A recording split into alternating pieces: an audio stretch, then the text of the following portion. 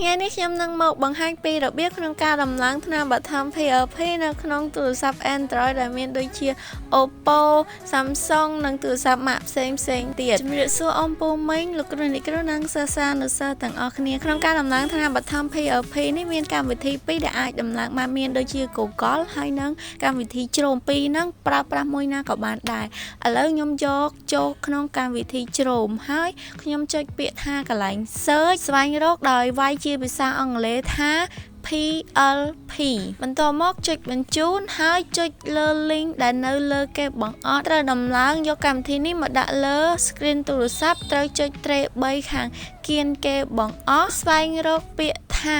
add to home screen តែបើទូរស័ព្ទខ្លះខ្មែរគេដាក់ដំឡើងលើអេក្រង់ដើមចុចពាក្យ install ឬក៏ដំឡើងនឹងឃើញកម្មវិធីថ្នាំបឋមលោតនៅលើអេក្រង់ឬយើងអាចចុចចូលក្នុងកម្មវិធីនេះបានហើយប៉ុន្តែមិនទាន់អាចប្រើប្រាស់បានទេត្រូវមានគណនីម្នាក់មួយរៀងខ្លួនទៀតចឹងដើម្បីចូលគណនីបានមានពីររបៀបក្នុងការចូលអាចចូលតាមការវាយឈ្មោះអ្នកប្រើប្រាស់លេខកូដសម្ងាត់និងបញ្ចូលពាក្យសម្ងាត់នោះនឹងអាចចូលទៅ account តខ្លួនរបស់យើងបានហើយមានវិធីមួយទៀតក្នុងការចូលបានគឺចូលតាមរយៈការ scan QR code ដែល QR code នេះបានមកពីអ្នកគ្រូលោកគ្រូប្រចាំថ្នាក់របស់យើងហើយលោកគ្រូអ្នកគ្រូអាចទាញយកលេខសម្ងាត់ពាក្យសម្ងាត់ឲ្យសិស្សានុសិស្សគ្រប់គ្នាឬក៏ QR code បានតាមរយៈការគ្រប់គ្រងទិន្នន័យសិស្សហើយខ្ញុំសូមបន្ថែមត្រង់ចំណុចមួយទៀតក្រសួងអប់រំយុវជននិងកីឡានៅពេលនេះបានរៀបចំវិញ្ញាសាតេស្តឲ្យត្រូវតាមស្តង់ដារអន្តរ